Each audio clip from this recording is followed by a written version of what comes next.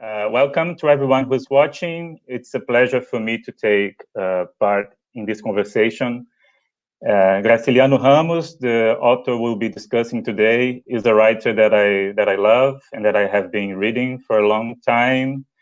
So when this new translation of São Bernardo came out, I was very curious, and then I was really impressed and happy to see the brilliant job Padma had done with the translation. And even more so because for reasons that we'll discuss here, São Bernardo is not an easy book to translate at all. So just as a very brief introduction for those of you who don't know the book, São Bernardo is Graciliano's second novel. It was published in Brazil in 1934 when Graciliano Ramos was 42 years old. And it is written as if it was the memoirs of Paulo Honório, a farm worker who manages to pull himself out of poverty and to become a landowner. So São Bernardo is the name of the farm that he buys and manages. And São Bernardo, the novel, tells the story of how he came to own this place, but it also recounts a tragic love story that marks the downfall of Paulo Honório, of this self-made man.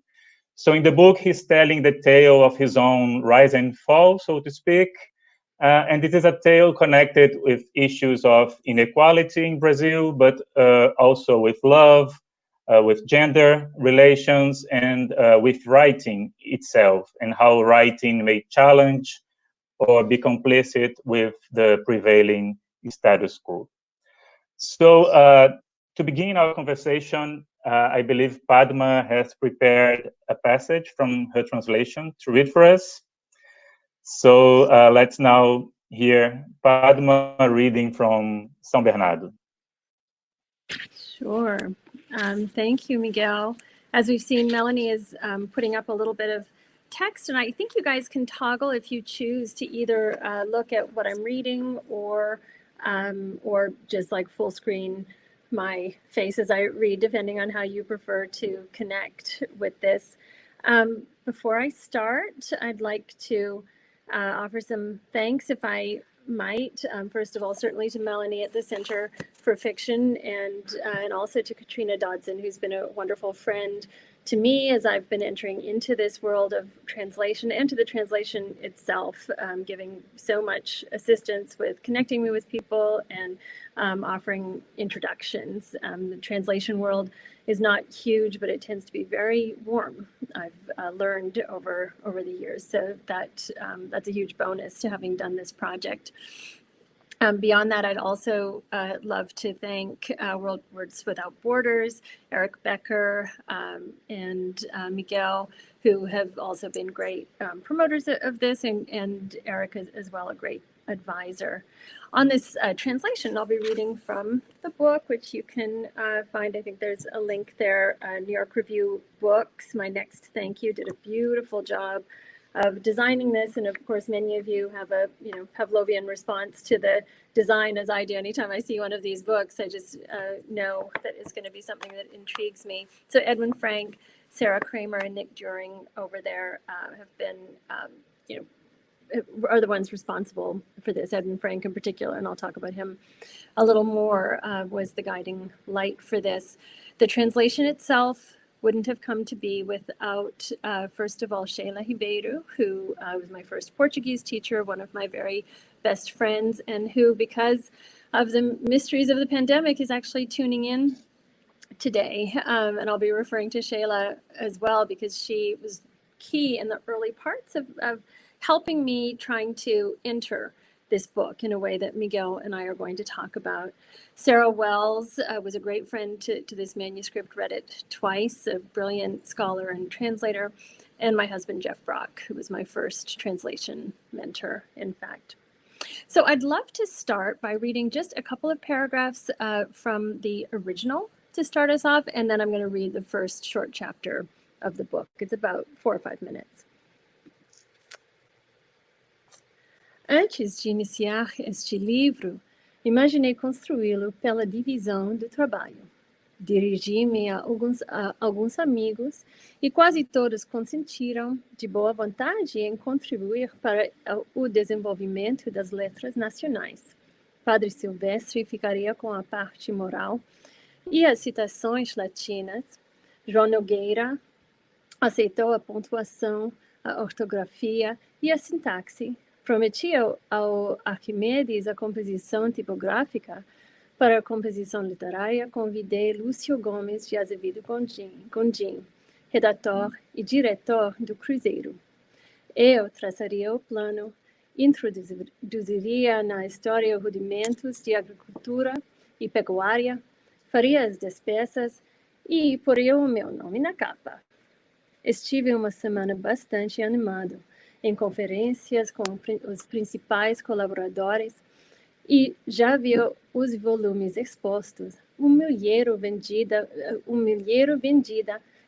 graças aos elogios que, agora com a morte do Costa Brito, eu meteria na esfomeada Gazeta, mediante lambugem.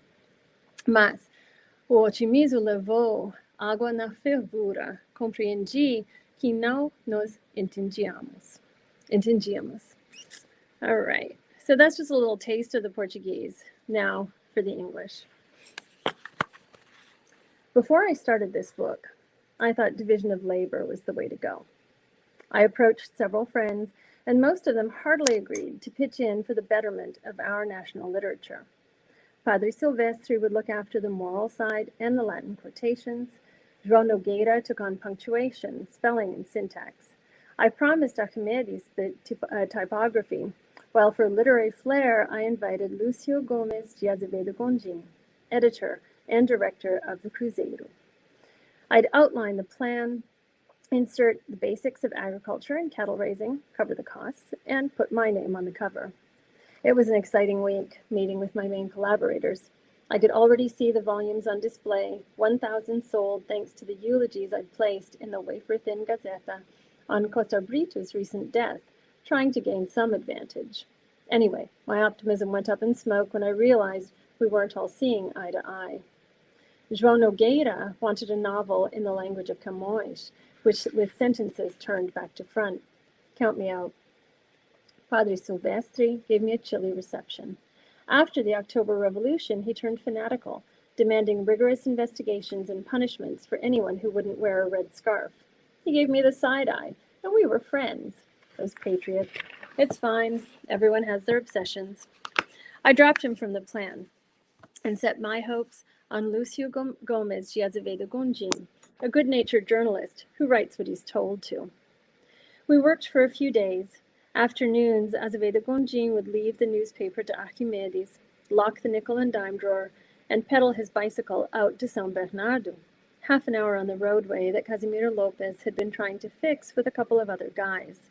He'd comment on the day's headlines, denounce the government, drink the glass of brandy Maria das Dores brought him, and, feeling important, meekly command, "Let's get to it."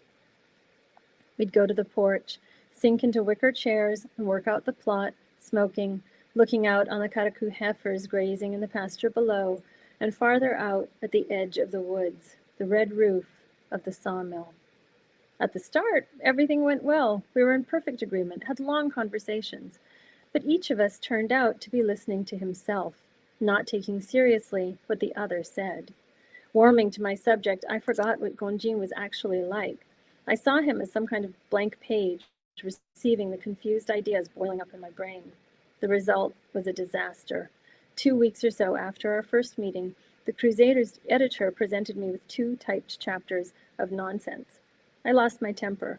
Go to hell, Gondim. You've made a mess of the whole thing. It's pompous, it's fake, it's idiotic. No one talks this way. Azevedo Gondim switched off his smile, swallowed the insult, and swept together the shards of his meager vanity. Sulking, he objected that an artist can't. He talks. He can't? I asked, astonished. Why not? He can't because he can't, Azevedo Gondim replied. It's like this because it's always been that way. Literature is literature, São Paulo.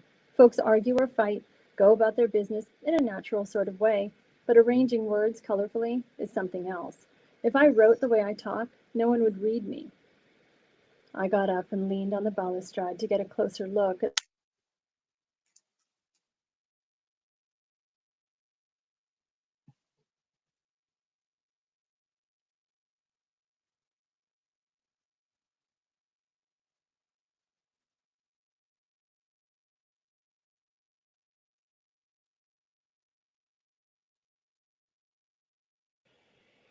Did my video cut out? You were in closer look. It was the last thing we heard. Okay. Get a closer look. Okay. I got up and leaned on the balustrade to get a closer look at the limousine bull Marciano was leading into the cowshed. A cicada started buzzing. Old Margarita was coming along the wall of the dam, bent double. In the church tower, an owl hooted. I shuddered, thinking of Madalena, and filled my pipe. It's the devil's own job, Gonji. It's all gone to pot. 3 failed attempts in a month. Drink your brandy, Gonji.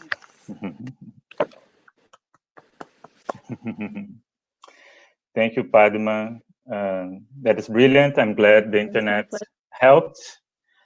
I feel like we all owe you a round of applause. But so these are the opening words of São Bernardo, and I think they set the tone for the novel immediately. They present this microcosm of characters.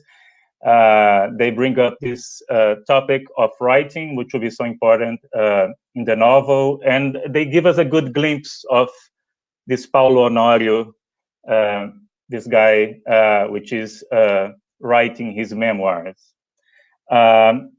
So I was wondering if these were also the very first words that you read from Graciliano Ramos, because as you know, he has such a vast body of work, which includes short stories, memoirs, children's books.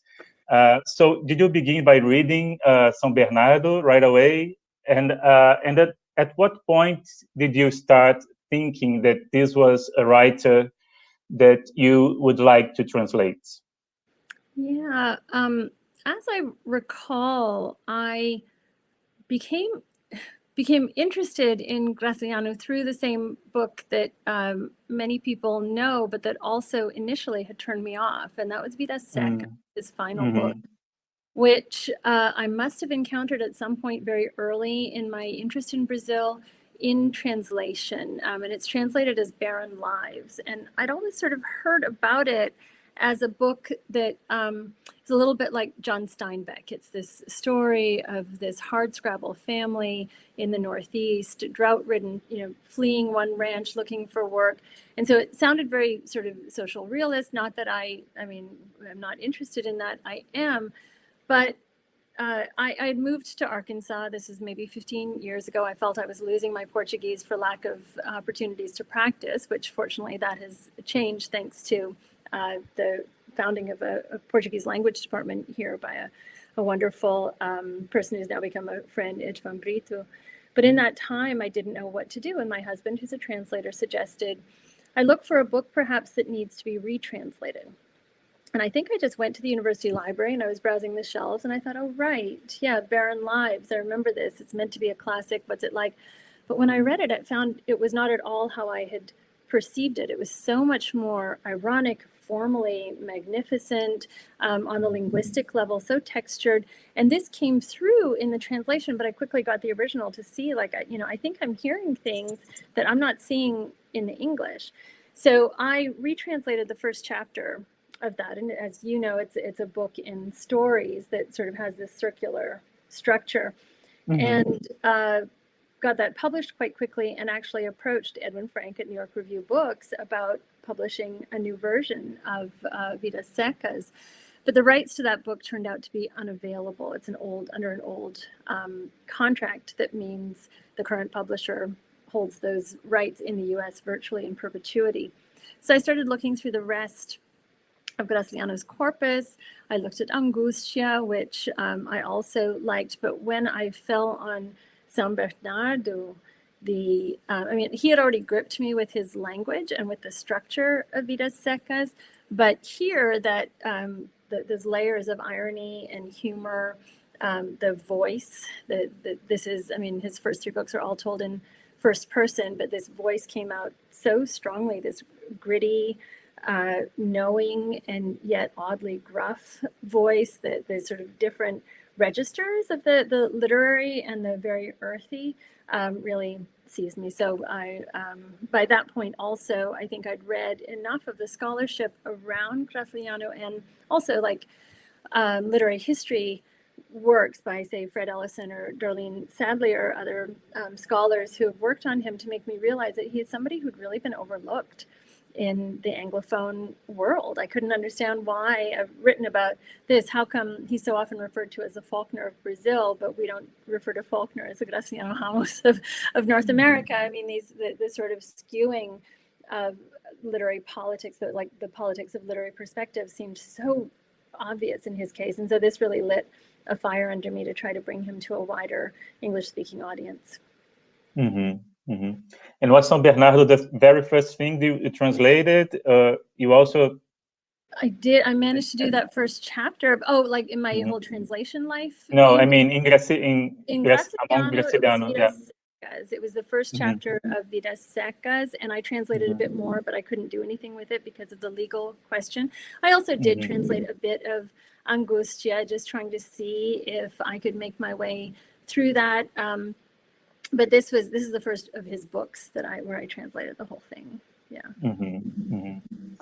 And one of the things that I think are most striking in São Bernardo, and perhaps this is true of Vidas Secas as well, is how it brings together a number of topics and approaches that we usually associate with different literary traditions. It is a work of social criticism, but it is also a very introspective novel at some points, and it could also be called a work of metafiction, since the writing of the book is in itself such an important topic in the book.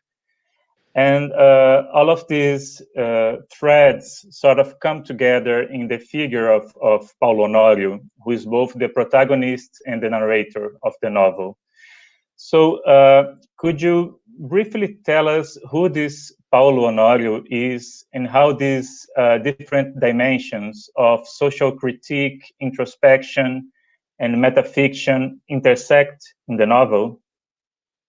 Yeah, I'd love to. Did we decide I was going to use the second reading to respond to that question? We did. Okay, that was a great setup that I just fluffed by like letting people see behind the curtain. But yeah, I think what we'll do here is he introduces himself in the book because he, although he seems to give up at the end of the first chapter, he decides for reasons that you'll find that he actually has to tell this story of himself. So then I've prepared a couple little pieces where he talks about the his own doubts about his ability to teach it, but also to write it, but also in which he talks about who he is.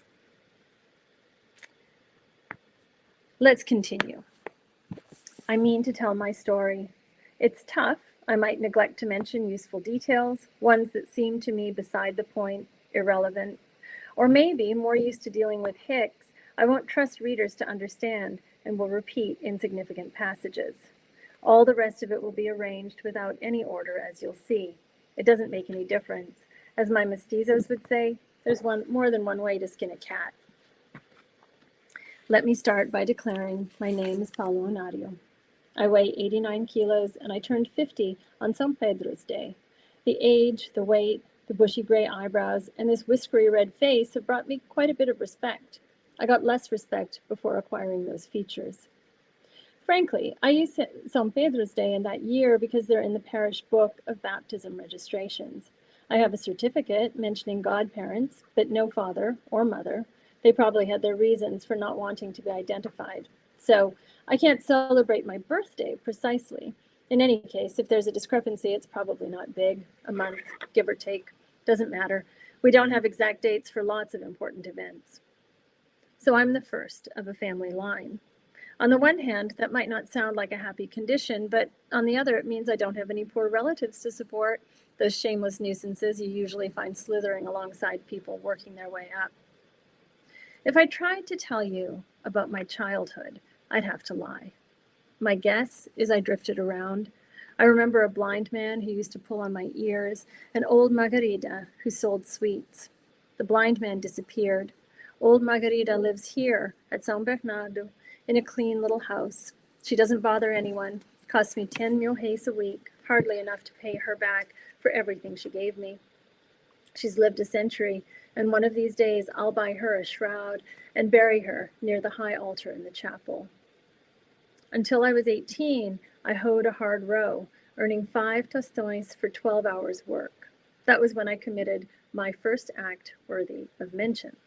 At a wake that ended up in a free-for-all, I moved in on this girl, Germana, a sarará, a blonde mulatta, flirty as hell, and tweaked the stern of her ass. The kid about wet herself. She loved it so much. Then she flipped and made up to João Fagundes, a guy who changed his name so he could steal horses. The upshot was that I knocked Germana around and knifed João Fagundes. So the police chief arrested me. I was beaten with a bullwhip, took my medicine, and stewed in my own juices, rotting in jail 3 years, 9 months, and 15 days, where I learned to read, with Joaquin the shoemaker, who had one of those tiny Bibles, the Protestant kind. Joaquin the shoemaker died, and Germana was ruined. When I got out, she'd gone downhill, had an open-door policy on the clap.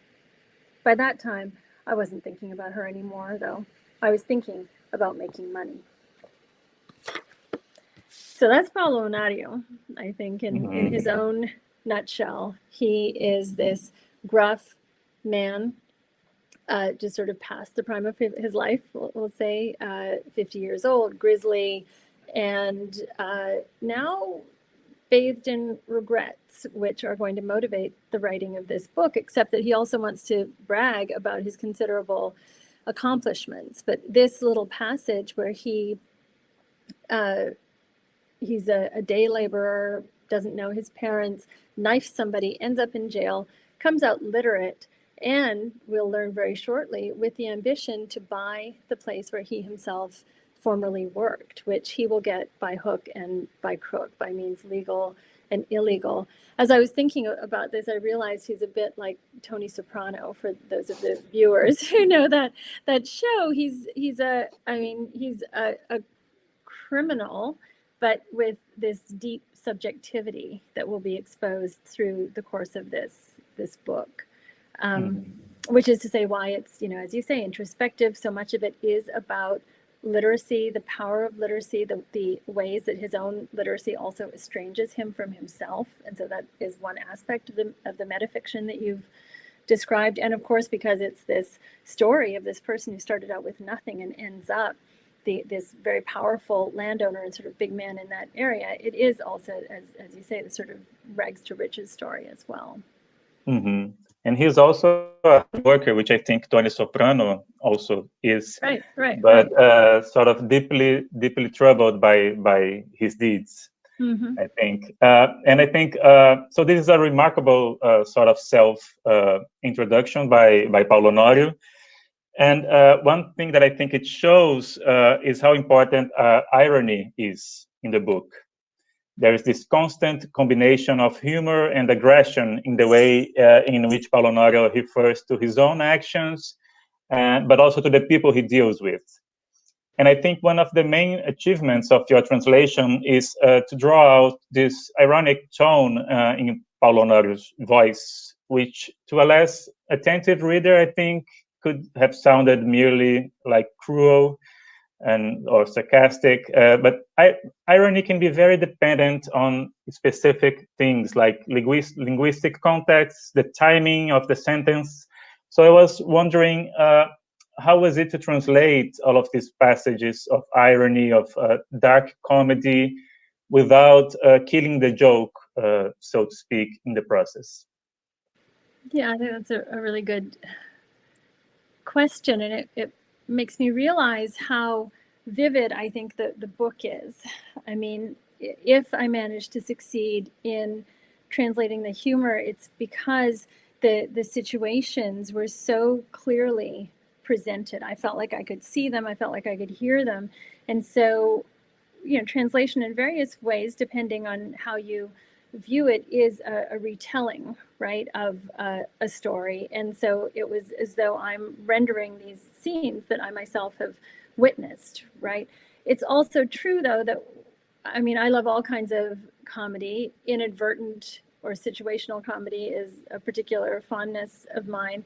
And I think in my own work, certainly, especially in various of my works, I also love writing funny things where people are not sure if they're allowed to laugh. And I'll do a reading and people will start to giggle and then they wonder if they're being inappropriate by laughing. And so maybe I have a little bit of a cruel side to me also in that way of putting readers on the spot, because that's what he's doing. He creates these situations that are so uncomfortable and you almost feel bad laughing, but you can see that it's also funny and that he thinks it's funny also. And he's often perpetrating this sort of cruelty. He's doing these terrible things sort of for his own amusement to people who he believes deserve it. I mean, he's not like that toward his wife. He's not like that toward old Margarita, who we've talked about, who he's brought to the farm. He gives her a house.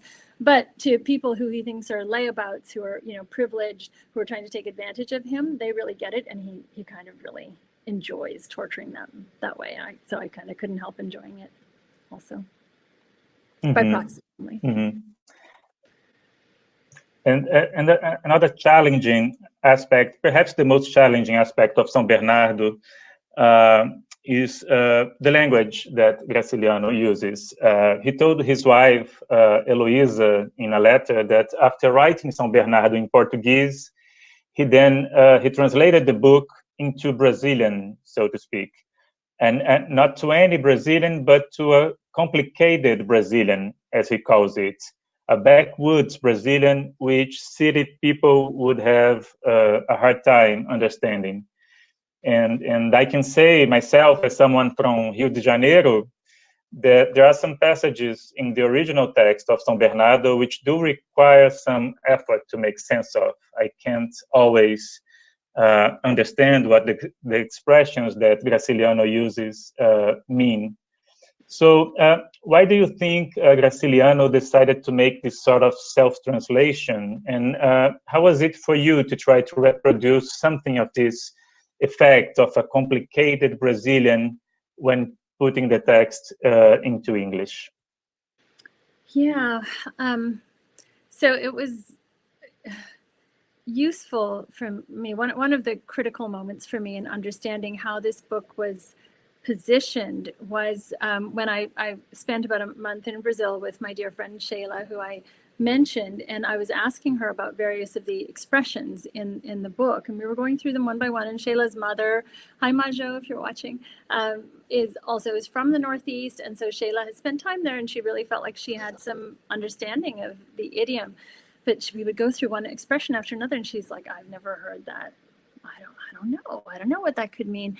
And then after doing these a couple of times, suddenly she said, Graciliano is a devil. He doesn't mean for us to be able to understand these things literally. His character is somebody who disdains literacy and disdains sort of literary salons on a certain level, and yet has this extraordinarily colorful way of speaking, which Graciliano himself discovered by speaking to employees on his father's farm, people who came into the store where he worked, and he himself was very excited by these expressions. In the letters, he talks about having discovered this crazy language. Expressions he didn't even know about, that some people, as I think you might have said in a previous conversation of ours, some people even think he might have made up some of them. And when Sheila said that, I had to think a lot about his position that is to say, who he is in the book. In becoming literate, he left one class, but he will never fully gain entrance into another, right? Paulo Onario. He doesn't carry himself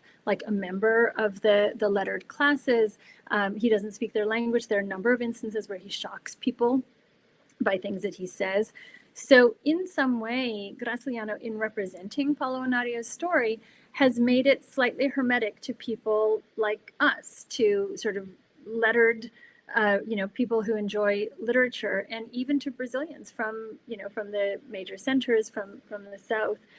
I was eventually assisted by a lexicon that I discovered solely devoted to expressions within this book, a number of which are still not found in any other print source except this book. And so that helped me a lot to try to figure out, okay, how accessible or closed am I going to make this to English readers? And I did a similar sort of calibration as I translated each of those expressions. And I could even, I could read, I think you wanted to see if I would read like one little passage that was especially challenging, and I could talk about a couple of them a little bit. Should I do that? So it's just a couple of paragraphs, and then I'll give people the originals, and you can see how it sort of lines up. It's fun. So this is where we see him trying to make some money. Okay.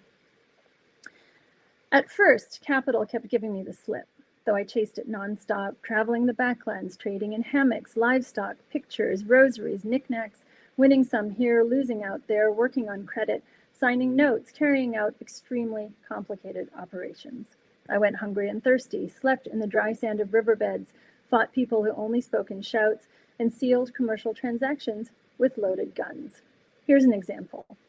Senor Sampaio agreed to buy a herd of cattle from me, but when push came to shove, he gave me the cold shoulder and stood around picking his teeth.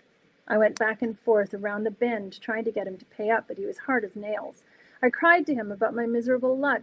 I had a bushel of debt. This is no way to deal with people, so on and so forth, etc. This bare-faced chief, a big gun in his town, a mover and shaker, he told me off. I wasn't discouraged. I picked out a few fellows from Cancalanco, and when the gentleman headed back to his ranch, I jumped him, tied him up, and dragged him into the scrub, tearing his hide on the cactus thorns, prickly pear, mandacaru, shiki, and foxtail. Now let's see who's got clothes in the rucksack. I'll show you how many logs it takes to make a canoe. The gentleman, who could have taught weasels a thing or two, rattled on about justice and religion. What justice? Said I. There's no justice, and there's no religion. What there is, sir, is that you're going to cough up 30 contos and 6 months' interest. Pay up, or I'll have you bled, nice and slow. So you can see there that we've got just expression layered on expression. And if we look at the original, I've just got a couple of them here highlighted. Yeah, so this was a good one. When push came to shove is actually na hora da onça beber água.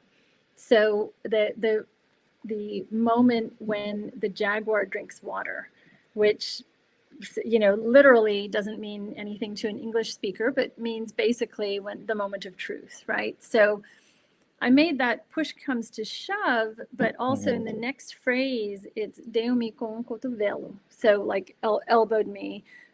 And I said he gave me the cold shoulder. So I'm just trying to recreate in various English idioms the sense of it. Also, this big gun in the original, it's homem de facão grande. So the big knife guy with a big, the guy of a big knife. So like represented by a big knife or something. And so a big gun. But then for these ones, let's see who's got clothes in the rucksack. I'll show you how many logs it takes to make a canoe. Those were just so great as expressions and seemed to me so obvious what they meant. Those are just literal translations of what it actually says. Vamos ver quem tem roupa na mochila. Agora eu lhe mostro com quantos paus se faz uma canoa. Like literally how many logs it takes to make a canoe. And so that was the kind of thing where it was just the original was very clear, but in other places I've translated some things literally that are very ambiguous in the text. And I don't think I've got those marked, where I could never be 100% sure what it meant, and nobody I knew could be either. And I decided to preserve that uncertainty or ambiguity and keep the door a little bit closed at that point. So. But obviously that was not only one of the toughest parts. And I think your translation can actually be a helpful resource to make sense, to help people understand the original even. When I started reading your translation, I decided to compare it with the original, and I found out that at some passages, the original Portuguese text was harder for me to understand than your translation. So well, good job there. And Paulo Noga is a kind of an expert in demeaning other people, right? But he's not an entirely heartless character. One of the central events in the book is the relation between Honorio and Madalena, who is this woman that he falls in love with, and who then agrees to become his wife. And Madalena also comes from a poor background, although she's perhaps not so poor as Paulo Honorio, and she embodies in the novel a different model, I think, of self-achievement, of what it means to make it in life. She's not concerned with owning land, with making money, as Paulo Honorio decidedly is, but rather with educating herself, right? When Paulo Honorio meets Madalena, she's already a teacher and a kind of free thinker who writes articles for local newspapers. And Paulo Honorio seems at the same time fascinated and frightened by these accomplishments. And so I wanted to ask you, how do you see this relation between Paulo Honorio and Madalena? And if do you think there is a parallel between his obsession with São Bernardo, with owning land, and his obsessive jealousy of Madalena? Yeah, I mean, in various ways, there are parallels. I know a number of scholars want to say that he's obsessed with ownership and that São Bernardo is something he can own and control, and he wants to exercise the same power over Madalena. I think that there's definitely something to that. There's a very clear sort of capitalist reading of his behavior. But I think, you know, when he first sees her, he had gone to this house, this judge's house, with an eye to looking at his daughter, who's this like curvaceous, easy, you know, person who seems to suit what he wants, which is he wants to have an heir, to have a son to inherit his property. And instead, he falls in love with this thoughtful, introspective, slight woman, as you say, a progressive thinker, a writer. And so he falls in love with the very thing that will evade him. And he continues to try to grasp for her and grasp. She is too complex for his to fall easily within his grasp. In between that, though, she also does a lot of work to see things as he does. I mean, she is that thoughtful. She tries to enter into the life of the farm. At various points, she concedes his arguments, and they come together. They come close to meeting, often in a space of beauty in the landscape, that they can both appreciate the solace of this place that he has built, you know, and built almost out of nothing. He stole it from the dissipated heir who would have made nothing out of this, and he's made it this productive, verdant sanctuary that then, though, because he can't fully meet her, because of either his resentments or his self-hatred born out of those early inadequacies, somehow it falls apart. So in as much as I love the symmetry in his behaviors successfully toward his land and unsuccessfully toward Madalena, there's also something really masterful in the asymmetry, in the way that Graciliano Ramos has also permitted Madalena a full subjectivity, a way that she will always elude his grasp in the way that Paulo Honorio also evades ours. And so she's not simply an adjunct to the story or sort of an object there, but actually a full person in her own right, which I know is another part of my attraction to the book. Mm-hmm. And we'll go into the questions of the audience soon. So if anyone has anything to ask, you can send it on the chat, and I'll read it for Padma.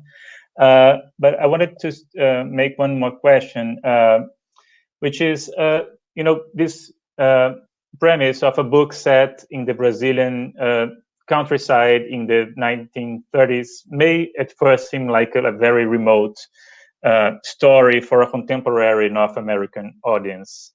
But once you start reading São Bernardo, I don't think it feels so distant at all. I think it feels surprisingly close to us.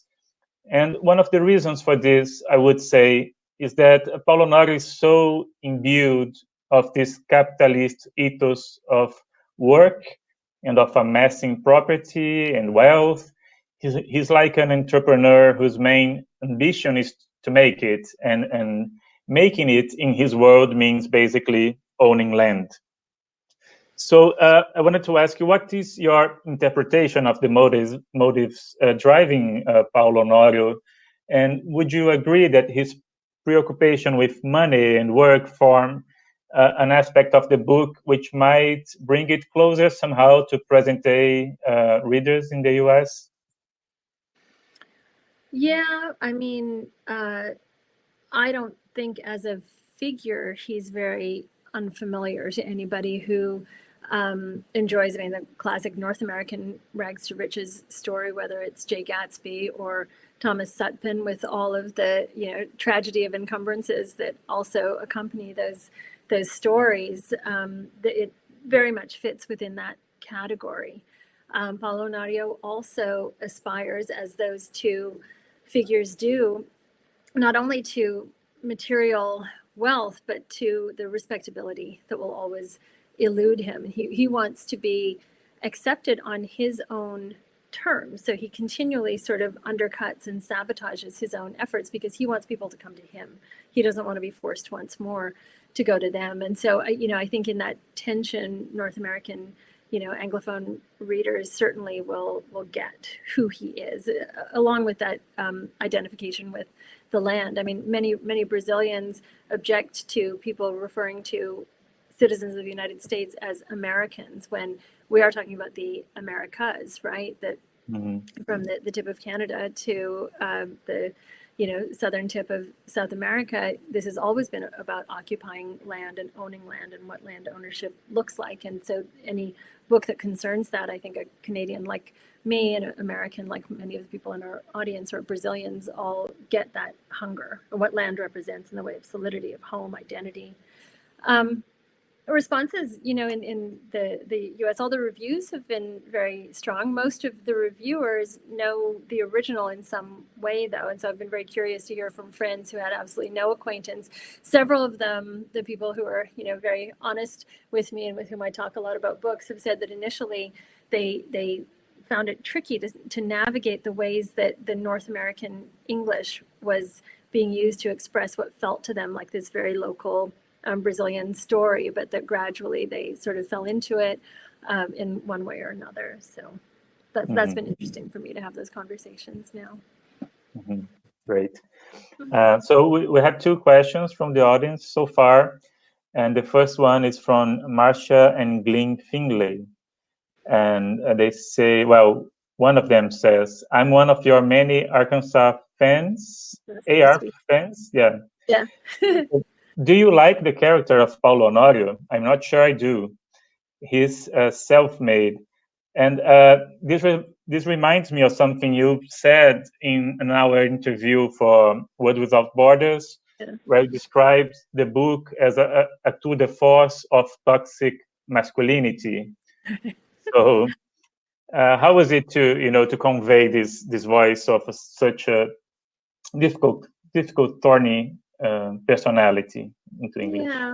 Yeah. I mean, for better or worse, I think I have an attraction to that kind of narrator. Someone who is has some blindness to himself, who is flawed. Where the challenge to me, I mean, writing The Ever After of Ashwin Drav, my last novel, many people, early readers, said that they wanted Ashwin out of the book because he's so hard to like. There's another character whose story he's telling who's very easy to like, and so they wanted the story to focus on him. And I said, no, Ashwin is the one. You have to figure him out. You can't get to the story except through him. And Paulo Nario presents a similar challenge. I am very fond of him. He would probably infuriate me if I just met him in a room. We would probably fight, but he would also really amuse me, as he did. And of course, the deeper I got into a book, the more I was presenting, say, some of those combative yet funny situations from his point of view, the closer I became to him. And this is, I mean, one of the reasons I write is to try to inhabit people who are really very different from me, and to inhabit them then, empathetically. It doesn't mean that I approve of everything he did, but I did become, because he gave me so much enjoyment also, I did become quite dedicated to trying to represent him the way he would want himself represented. Right. Great. So our second question is from my colleague at Words Without Borders, Eric Becker. And Eric says, hi, Padma. Congrats on this truly terrific translation. As was mentioned at the top of the conversation, this is a difficult book to bring across to English. You drew a comparison earlier to John Steinbeck, and I believe you've also drawn comparisons between Ramos and Faulkner.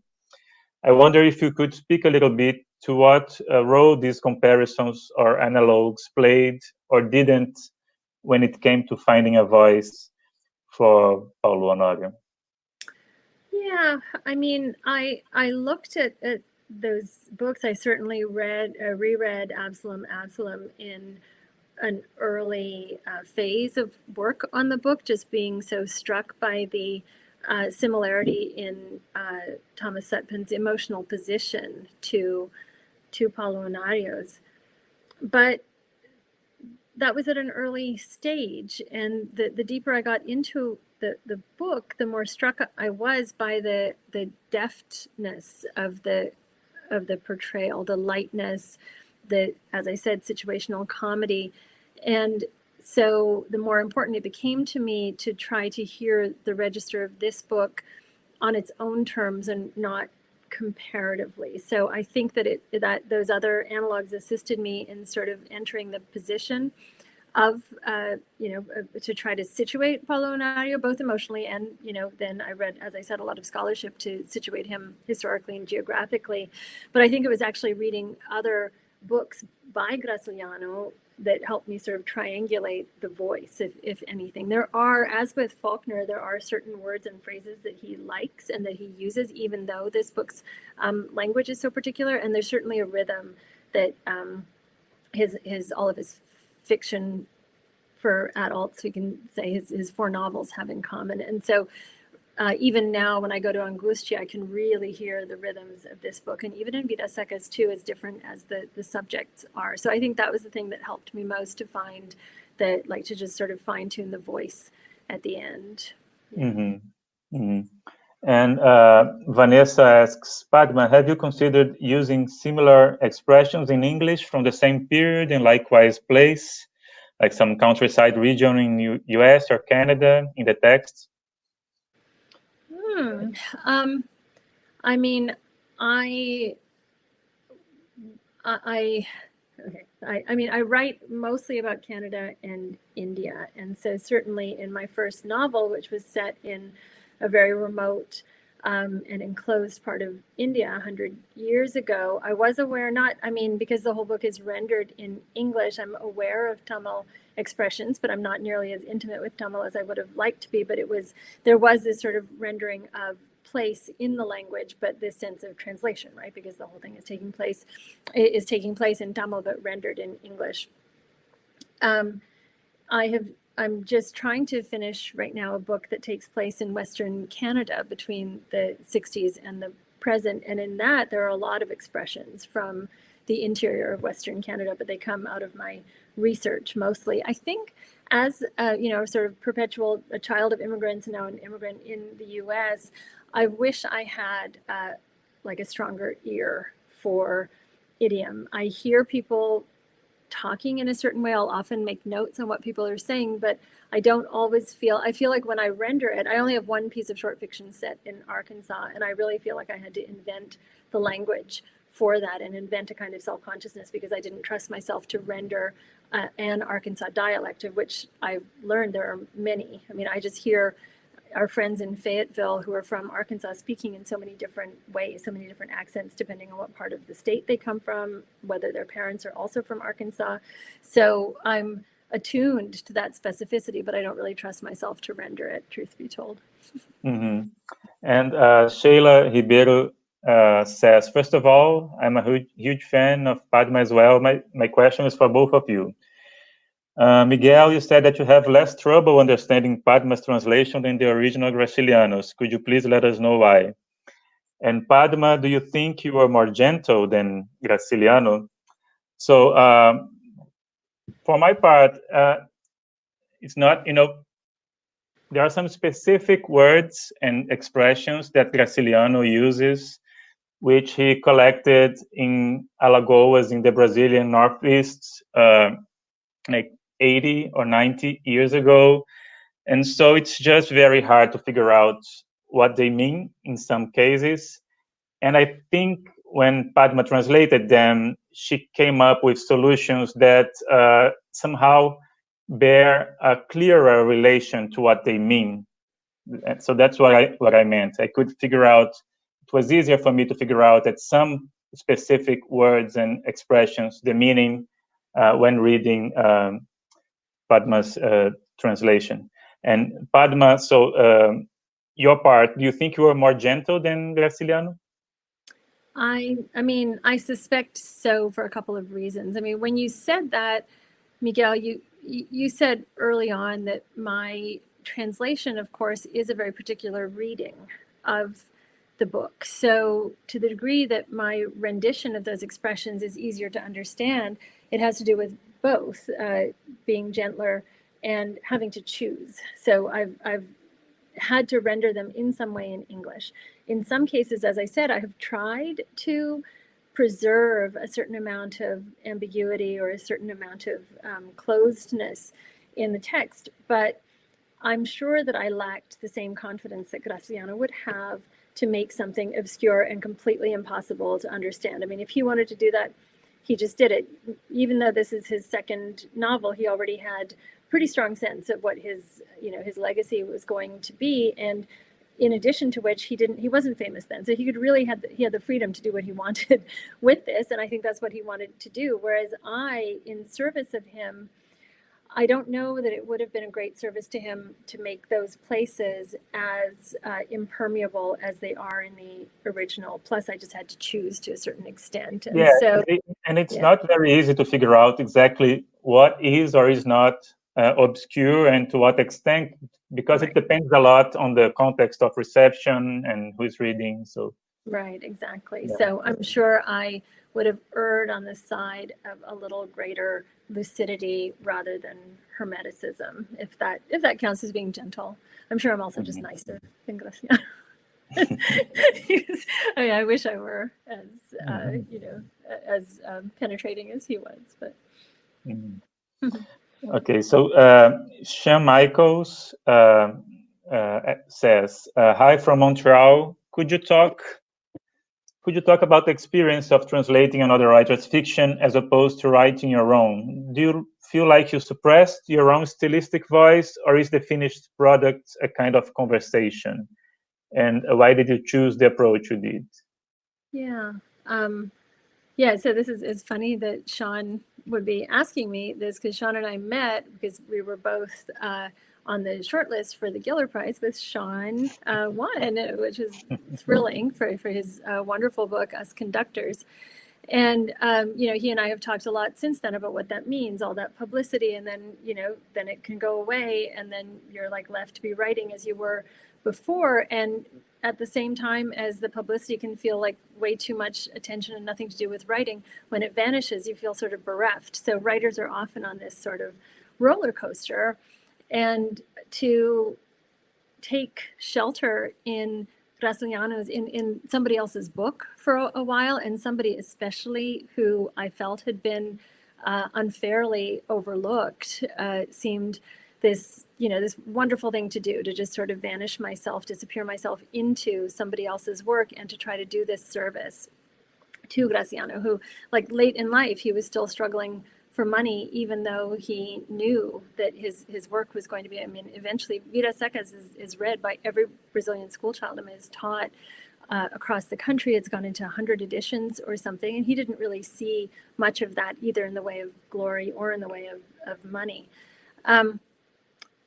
As far as the actual, like, what that means as a writer, I definitely felt it was a conversation or a channeling. It was an exercise in trying to create a voice that accurately represented what I was hearing. So in that way, it is very much like creating, any character, hearing that person in your head, especially, and again, Sean's, the main character of Us Conductors is a Russian, right, in, 80 years ago or something. And so he was also trying to create this voice for somebody in a very different time and place. And so that exercise, that was familiar to me from my own novels, but it was a very different figure from the one I would choose. The great relief of a translation, of course, though, is there's the structure, the character, it's all there to be found.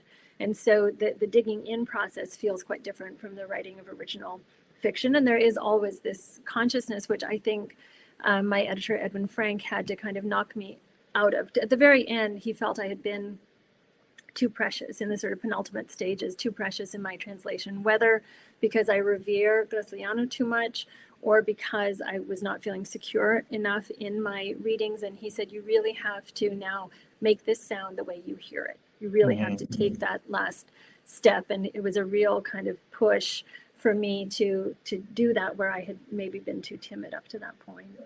And we're reaching the end of our time. I'd like to try to squeeze in one last question, if I can, from Justin Green. Justin says, thanks so much, both of you, for this incredible conversation. I'm a poet who has been really interested in giving translation a go for a while, but I have no idea where to begin.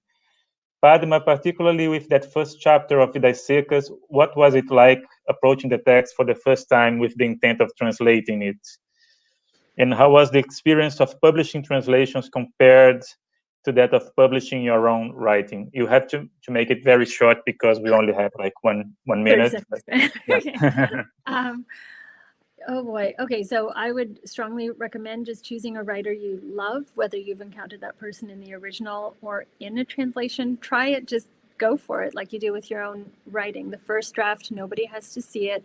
And then little by little, you're going to carve your way into it. Also keep them, and for publishing, there are a lot of great journals. Write to me afterward and I'll give you suggestions of great journals who publish translations, and also how to just make other contacts. As I said, the translation community tends to be very, very supportive and very encouraging. So in that way, it might be, I don't know if it's more or less easy to publish a translation. It depends sometimes on how well known the writer is. Of course, if you choose somebody who's well known, they already have some kind of reputation that precedes them, which most of us as starting out writers, we don't have that advantage. But yeah, feel free to email me afterward and let me know what you're thinking about working on, and I'll try to help out with more advice. Okay, great. I think we've reached the end of our time. Melanie will come in, I think, to wrap it up.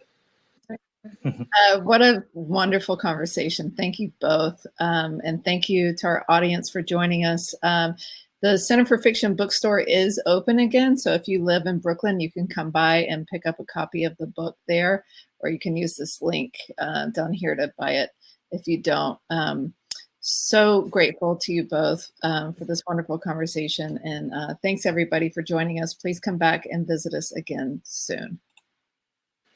Thank you again. Thanks to both of you. Very grateful. And now I'll just read all the chats because I haven't read them until now.